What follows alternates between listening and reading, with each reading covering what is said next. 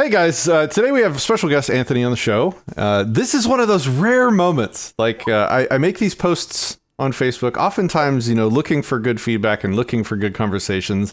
And some people started on the comments, and then I'm like, hey, would you like to have a real discussion on this? Like a genuine discussion on this? And this is one of the diamonds in the rough that actually steps forward. And he's like, yeah, man, I'd like to actually talk to you about it. So I'm like, here we are. Let's bring him on the show. Let me just really quickly get into it. This is the post that I made to my Facebook wall. It says, if you're capable of leading yourself, you don't need a leader. If you're not capable of leading yourself, then you aren't qualified to judge who is, much less to choose for everyone around you. Anthony here. We've been acquaintances for quite some time. Like he's back from my Free Domain radio group days, and we were reminiscing before we hit the record button. So it's good to talk with him again. He responded. He said, it seems like, let's see, do you want to read your response or would you like me to? You can read it. That's fine.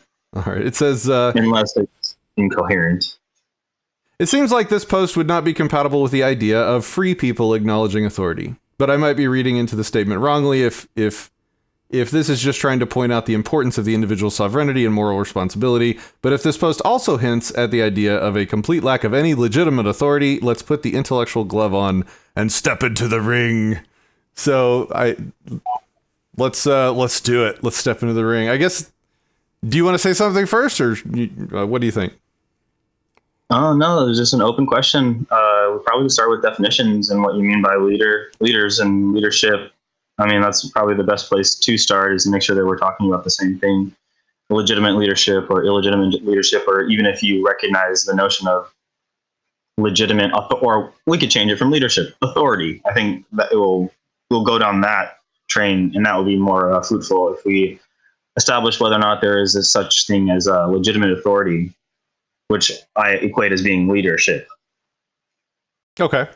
So if I remember correctly, Larkin Rose, in his book, The Most Dangerous Superstition, spoiler alert, made the case that the most dangerous superstition is the belief in authority. And, he made the distinction between the types of authority, the involuntary forced authority that is the government or the police, you'd call, the authority figures, versus like a doctor, who is, a skilled professional that should be considered an authority on medicine. That's a different kind of authority, right? Yeah. And then I think he had a third type. I'm blanking. Maybe there was only two. It was just kind of like the authority from knowledge and experience. Yeah, go ahead. Yeah, we can certainly work with those. And, one would be illegitimate and one would be legitimate. And that's the way that I would perceive it. And one is a status claim, and then one would not be a status. It would be a voluntarist claim, where you, as a voluntarist, can certainly say that a doctor is a legitimate authority that you would go to and maybe defer some of your, not sovereignty, not your moral culpability, but your decision making. I absolutely 100% agree. Absolutely. So I would consider myself an authority on IT management and technology solutions integration and development. That's not to imply I'm some kind of forceful, I don't point guns at people and make them use technology the way I want them to. Yeah, so I think we agree on at least the definition of authority.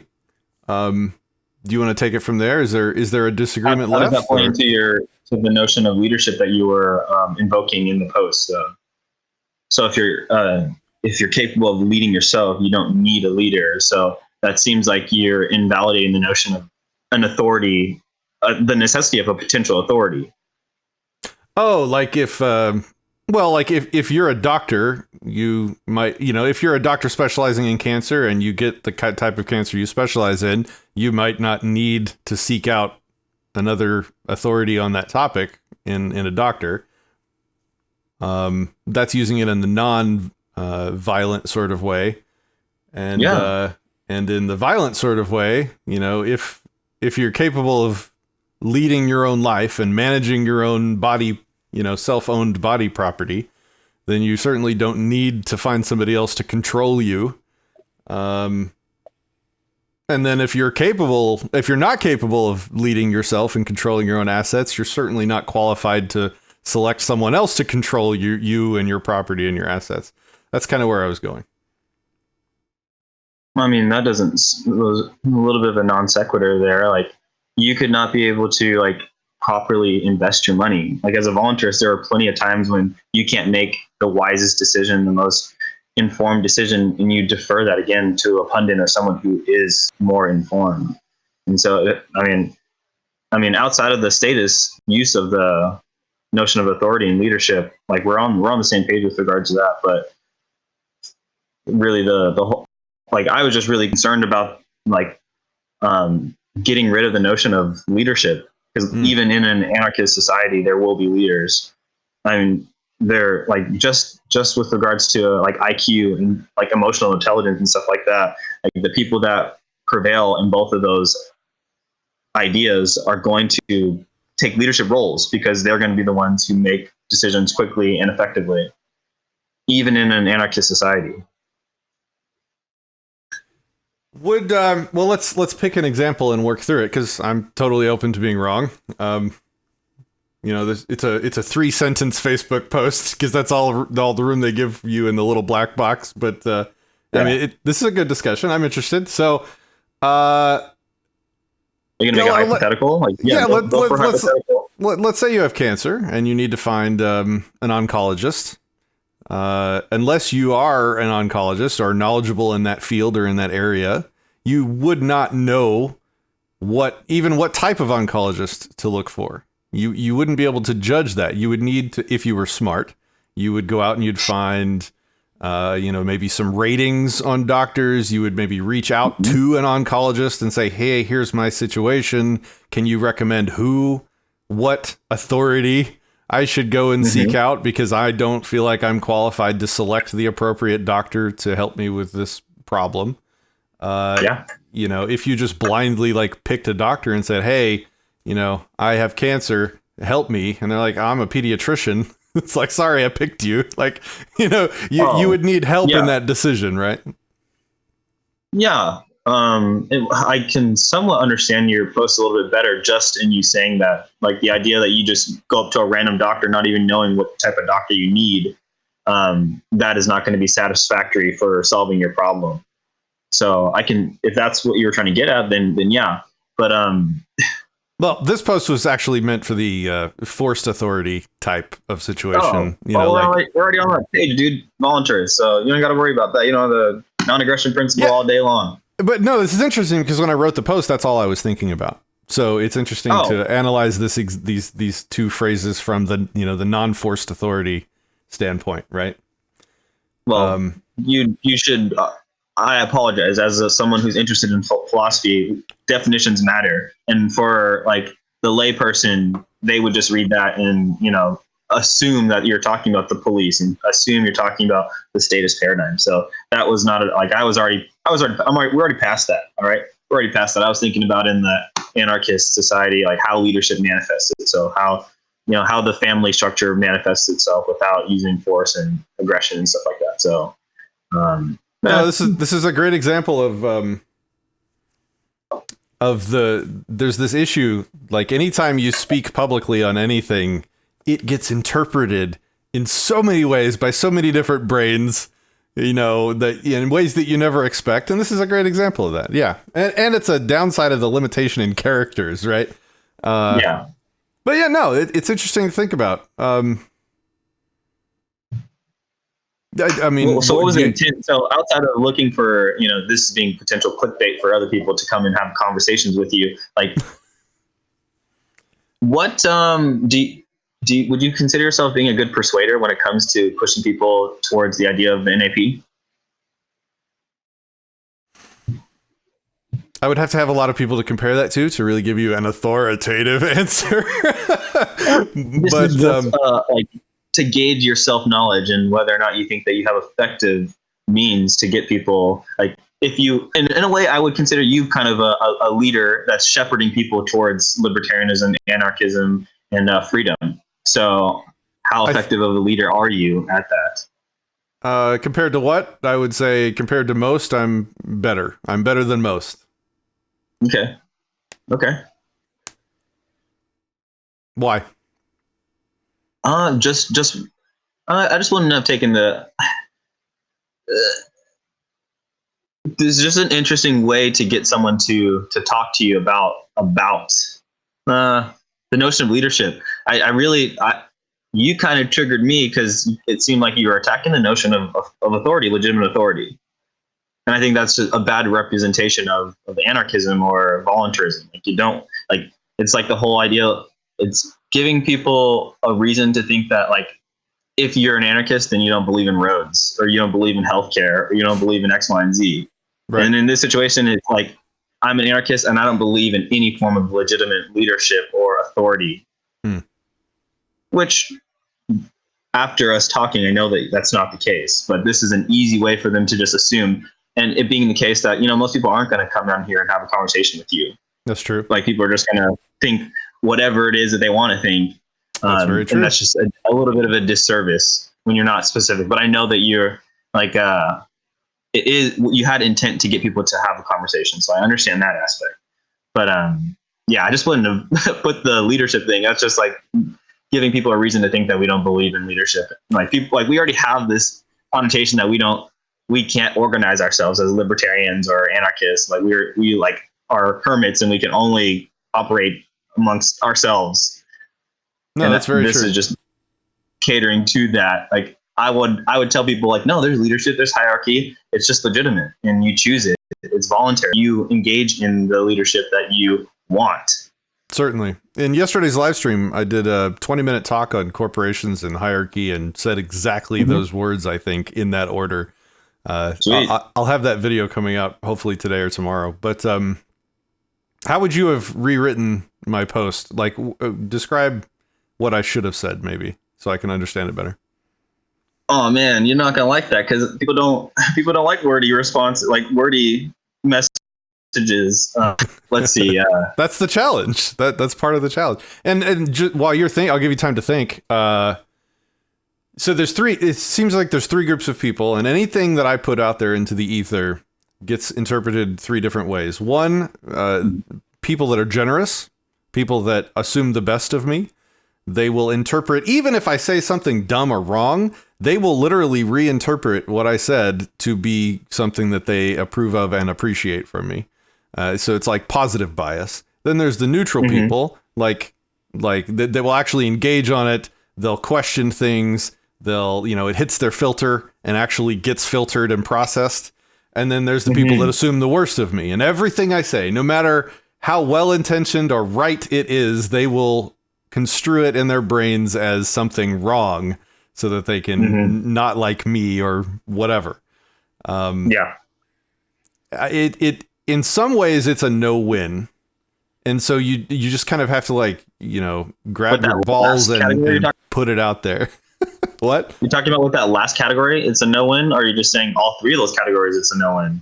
Worrying about how people interpret everything you say is a black hole of stress and anxiety and time wasted and effort lost.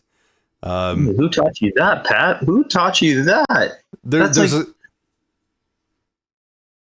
Sorry, go ahead. Why, or not who taught you that, but why do you think that caring about the way that people perceive your communications as being a waste of time? I mean, certainly I self-censor, I analyze what I'm going to say and how I say it so as to be as efficacious as possible. That's again that's not what I'm trying to say. But once it's done, once the effort is complete and the work is out there, you get a lot of it's the world, man. There's millions of people and they're going to interpret it all, every which way of Sunday. And if I care too much about what every single person comments or says or dislikes or likes or misinterprets, then I would just probably never create any content because I'd be too worried about what people would think. There's a certain point you just gotta do it. You gotta get something done. I get that. You don't want to be stuck in that paralysis. I completely get that. I'm certainly not infallible. I make mistakes quite often, and I try to admit to them when I do, but I can't let it stop me. Or nothing ever happens. Nothing will ever get done. Maybe I would. So going back to how I'd rephrase it, I would just really invoke the notion of like moral culpability instead of the notion of leadership, or aid in decision making, or aid in use of your own free will. Like mentorship is a large part of human development, and like zeroing in on the notion of the sovereignty of the individual and how you're culpable for your decisions is what I'm picking up as the biggest message and what that post is getting at. Yeah. Like I said, it's too big of a blow to throw out. It's like throwing the baby out with the bathwater sort of thing. Leadership, like throwing that notion away so easy. Like, no, we can't do that. We are leaders. Like you are a leader. I want to be a leader of the coming communities that are going to come about and give people beacons of hope for humanity. This is interesting. This is an interesting one to dissect, because my immediate response in my brain to what you just said was, I don't want to lead anybody. I feel like I'm trying to inform them so that they can better lead themselves. But what's the difference? That's just another way of saying, leading people through at least, a knowledge journey or something. You know what I mean? Like, yeah, I see what you're saying. Yeah.